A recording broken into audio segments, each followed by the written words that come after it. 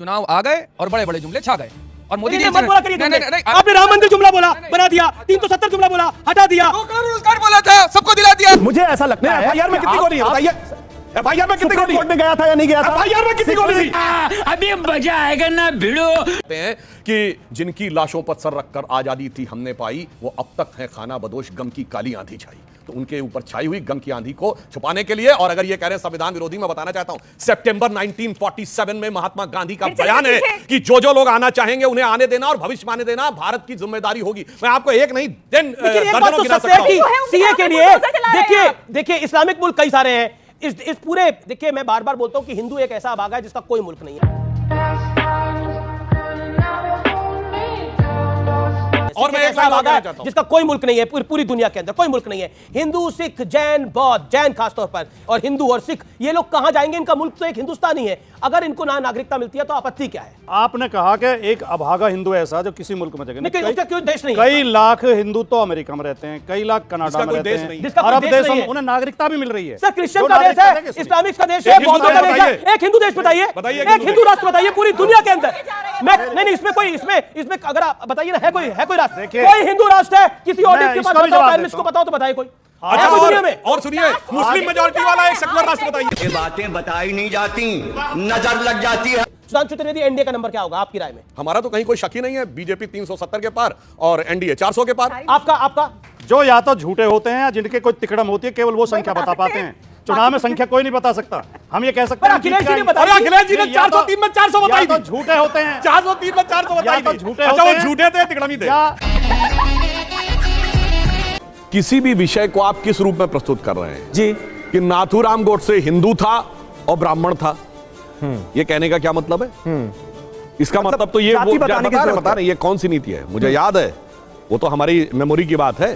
31 अक्टूबर 1984 इंदिरा जी की हत्या के बाद अखबारों में लिखा था 2 सिख अंगरक्षकों ने हत्या की, और उसके बाद जो देश में हुआ था वो हुआ था क्योंकि इनको समाज में करना था। और पूरा फैक्ट बताइए, मैं बिल्कुल फैक्ट बता रहा हूं। नाथूराम गोडसे ने अपने सबमिशन में कहा कि मैंने 2 गोली मारी, पुलिस ने कहा 3 गोली मारी गई। ये तीसरी गोली किसकी थी भाई?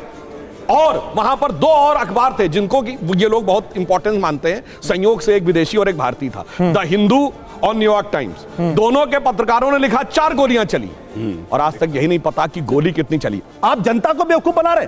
सुप्रीम कोर्ट ऑलरेडी इस याचिका को रिजेक्ट कर चुका। थर्ड जो तीसरी गोली की जो थियरी थी, तो मुझे ऐसा लगता है एफआईआर में कितनी गोली है बताइए? एफआईआर में कितनी गोली? कोर्ट में गया था या नहीं गया था? एफआईआर में कितनी गोली थी? सुप्रीम कोर्ट में गया था या नहीं? एफआईआर में कितनी गोली थी? सुधांशु जी, एफआईआर में कितनी गोली थी? सरकार, इसका मतलब ये नहीं कि आप चिल्ला के मुझे दबा सकते हैं। झूठ मामला सुप्रीम कोर्ट से रिजेक्ट हो चुका है। सुप्रीम कोर्ट में यह भी रिजेक्ट हो चुका है। राहुल गांधी केस झेल रहे हैं कि आरएसएस का कोई रोल नहीं था गांधीवाद में। अगर सुप्रीम कोर्ट ने बोला है तो पूरा बोलिए, झूठ मत बोलिए। सरकार सुप्रीम कोर्ट रिजेक्ट कर चुका है कि नहीं बताइए? झूठ राहुल गांधी ने झूठ आप बोल रहे हैं। राहुल गांधी ने यह कहा था कि गांधीवाद में गांधी जी की हत्या में उनका स्थान था। ठीक है, जो लोग इस मोदी ब्रांड मेरा निवेदन है, इसे ठीक कर लें आप। इसमें से आर डिलीट कर दें। मोदी बैंड है, ब्रांड कुछ नहीं है। बैंड है, मोदी बैंड, बस बैंड बजता है, बैंड बजता है। और अभी तो रुको, क्लाइमैक्स अभी बाकी। मोदी ब्रांड क्या है? देखिए, पहली बात तो मैं कहना चाहूंगा कि मोदी ब्रांड वो है कि उत्तर प्रदेश में हमारी 10 सीटें थी, उत्तर प्रदेश छोड़ के भागे नहीं, आके बनारस से चुनाव लड़े, 73 सीटें। यूपी में हमारी 47 सीटें थी, 325 सीटें। इतिहास की धारा बदल दी मोदी जी ने। 30 साल के बाद पहली बार स्पष्ट बहुमत। इसलिए ब्रांड बहुत छोटा शब्द है। मोदी जी युग प्रवर्तक महापुरुष है। जी, ब्रांड छोटा शब्द है। ओके, मोदी ब्रांड के ऊपर, लेकिन मोदी ब्रांड जो है वो है, लेकिन साथ में राम मंदिर भी है, साथ में अब सीए भी आएगा। क्या करिएगा? मोदी जी की 370 हटा चुके हैं, ये यूसीसी ला चुके हैं उत्तराखंड के अंदर। क्या करेगा ये? और नरेंद्र मोदी ने बोला है कि इस बार जब मैं 2024 में आऊंगा तो इससे और बड़े काम करने के लिए आऊंगा। अमीश भाई, चुनाव आ गए और बड़े बड़े जुमले छा गए और मोदी जी मत बोला करिए। आपने राम मंदिर जुमला बोला, बना दिया, 370 जुमला बोला, हटा दिया। रोजगार बोला था, सबको दिला दिया। किसानों की आय दोगुनी करने का वादा करा था, दिला दिया। ब्रांड मोदी और ब्रांड राहुल, आपका विश्लेषण क्या है? आज की तारीख में क्या हो रहा है? कुछ लोग 60 में से 52 चुनाव हारने वाले को जननायक घोषित करने की कोशिश कर रहे हैं, और जो जिसकी विनिंग 87%, यानी राहुल गांधी फिट है इसलिए हिट है। कमाल कर रहे हो भाई आप। कमाल है। मतलब आपको अगर इन हालात में भी राहुल गांधी किसी को हिट दिख रहे हैं तो कोई क्या कर सकता है? इसमें बताइए क्या कहा जा सकता है कि बर्बादियों का शोक मनाना फिजूल था, मैं बर्बादियों का जश्न मनाता चला गया। राहुल गांधी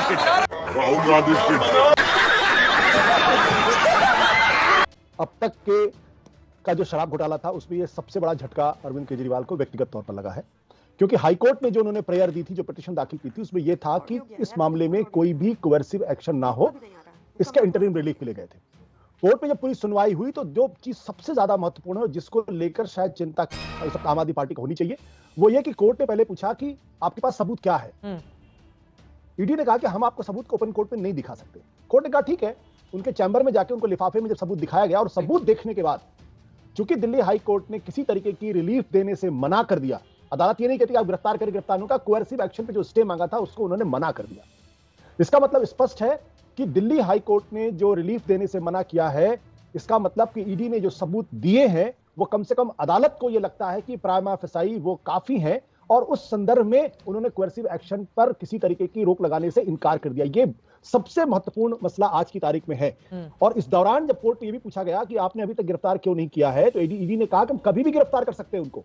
अब ये ईडी के अपने विवेक के ऊपर निर्भर करता है कि वो आज रात उनको गिरफ्तार करें या 22 अप्रैल के बाद उनको गिरफ्तार करें। ये अब पूरी तरीके से बॉल ईडी के कोर्ट में है, और ईडी की मंशा पर निर्भर करता है कि वो कब उनको गिरफ्तार करना चाहती है। मुझे लगता है कि Arvind Kejriwal was wrongly advised कि जो बार बार वो समन पे नहीं जा रहे थे, उनकी जो कानूनी सलाहकार थे उन्होंने उनके साथ न्याय नहीं किया है। मगर क्यों? अगर ईडी उनको गिरफ्तार करती है तो किस मुंह से वो जनता के बीच जाएंगे और ये कहेंगे कि हमको जो है वो जानबूझ के फंसाया जा रहा है या जानबूझ के हमको गिरफ्तार किया जा रहा है, क्योंकि अब हाईकोर्ट की मुहर उस पर लग गई है। मैं ये नहीं जानता कि सुप्रीम कोर्ट इस पे क्या फैसला करेगा, लेकिन अगर हाईकोर्ट ने अगर सबूत देखने के बाद ये फैसला दिया है तो इसका मतलब ये है कि सुप्रीम कोर्ट से भी इनको रिलीफ मिलना मुश्किल होगा।